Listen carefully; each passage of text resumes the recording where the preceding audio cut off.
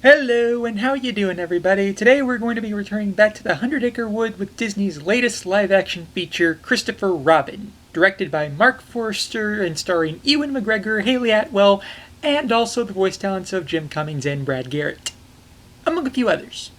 Once upon a time, there lived a lovely little boy named Christopher Robin, who loved going into the woods to hang out with his animal buddies. As you do.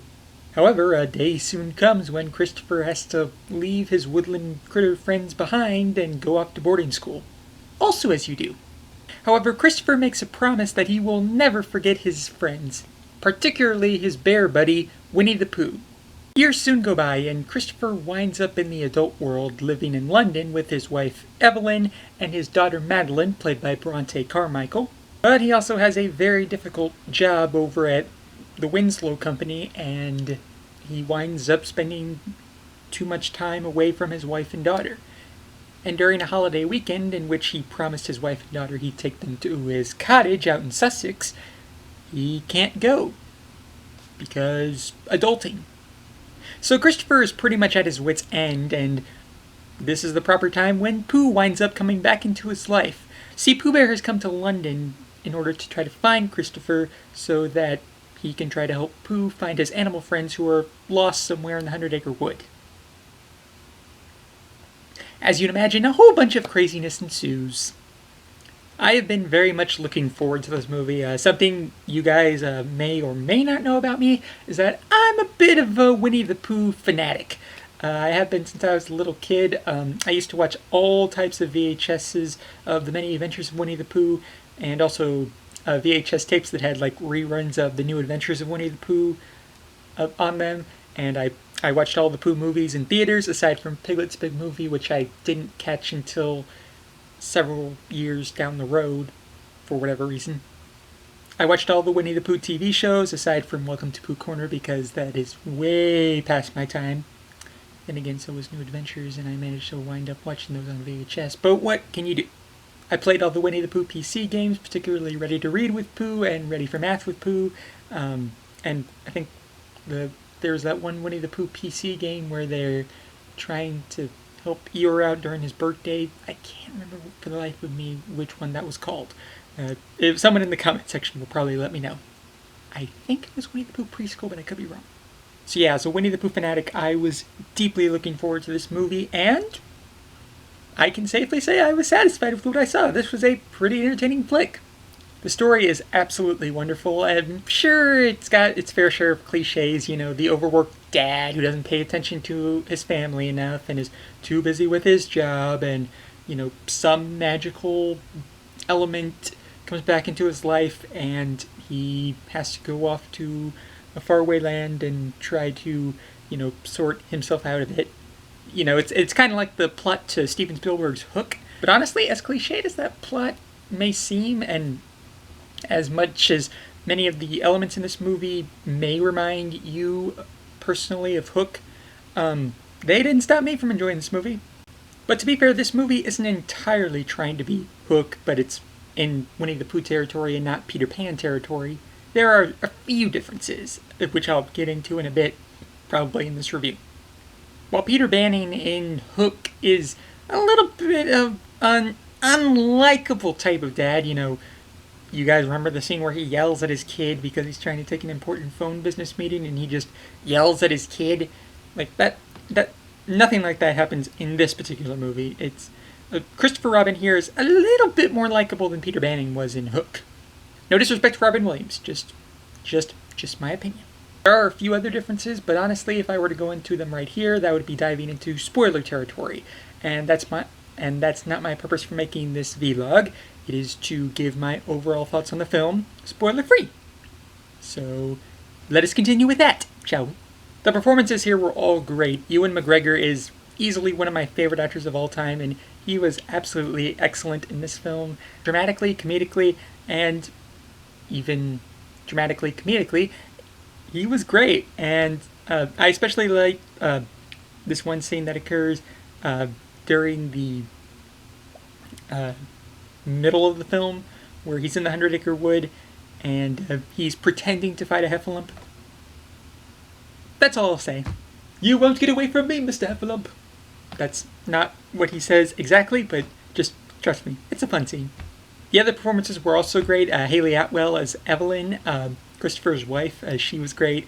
She was Haley Atwell. I don't think I need to say any more than that. She's a fantastic actress, and she really did a nice job as Christopher's wife. Bronte Carmichael, who played Madeline, she was also very, very, very nice, very sweet, and I like the scene that occurs between her and Ewan McGregor towards the beginning of the film, where Christopher and her, where Evelyn asks him to read her a bedtime story, and Christopher like just picks up this book and of Victorian era things and starts reading it. Mark Gatiss plays Christopher's boss, and he was hilariously over the top. He was always making the weirdest faces. Just very over the top. But it worked for the purposes of the story. He was so much fun to watch every time he was on screen, and there's a little bit of physical comedy when you see his character at the beginning of the film that I got a chuckle out of. And honestly, I kind of relate to bumping into things like him. Not as wild as him, but I'm a little bit. I can sort of relate to his clumsiness, is what I'm trying to say. It should be no surprise to any of you that I thought the voice acting was absolutely tremendous. Jim Cummings, really so glad that they cast him as both Winnie the Pooh and Tigger, especially Pooh. Oh my gosh, my heart grew 3 sizes when I heard him speak for the first time in the movie. Like, my childhood just came rushing back to me. And I know that sounds cheesy, but he's so wonderful. I actually read on social media that, and I'm sure this probably won't happen, but on some level I really hope it does, that some people are thinking that Jim should be nominated for an Oscar for his performance as Pooh, as his voiceover performance for a talking bear. And in a way, I honestly kind of want to see that, because he was absolutely marvelous as Winnie the Pooh and Tigger, respectively. And then, of course, you had Nick Mohammed, I think his name was, as Piglet. He was a little bit more British than all the other Piglets I remember hearing from the Pooh shows of my childhood. And again with the childhood thing, I know. But yeah, he was very, very sweet as a Piglet. I loved his timid nature, Brad Garrett as Eeyore. He was absolutely wonderful. A perfect casting choice in my eyes. And then you also had Peter Capaldi as Rabbit.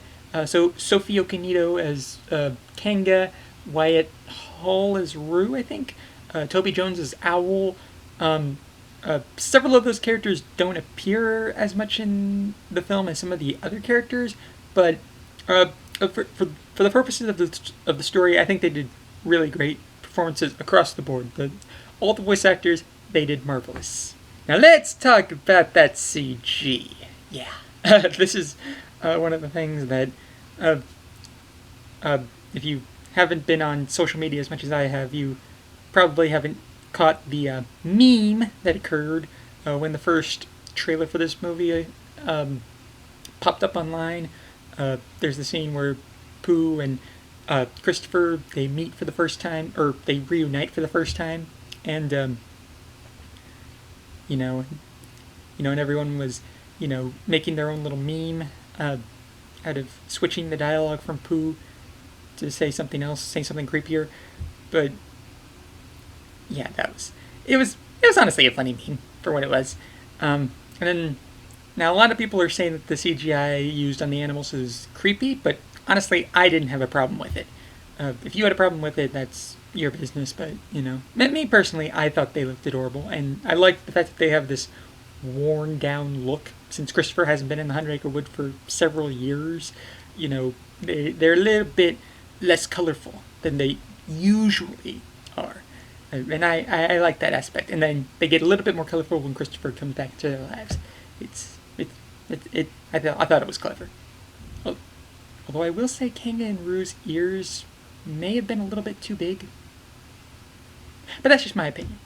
Also, woozles. That is all I have to say. So yeah, overall, as a Winnie the Pooh fan, I really did enjoy Christopher Robin, and I really do hope you guys go out and support this movie. It is such a charming blessing in this crazy year that was 2018. I really, really dug this one. Please check it out if you haven't seen it. And also, please stay during the credits. Not after the credits, but during the credits, because if you are a Disney fan like me, you are going to see something that will put a smile on your face. Trust me. I had a smile on my face when I saw this. You will not regret it. Believe me. So yeah, overall, Christopher Robin is a wonderful, charming entry into the Disney live-action reimagining filmography. And I really do hope you guys go see it. And if you saw it, let me know what you think of it in the comments below. And also look out for heffalumps. They're sneaky. And I guess that is all I have to say about Christopher Robin. So until next time, TTFN, ta-ta for now.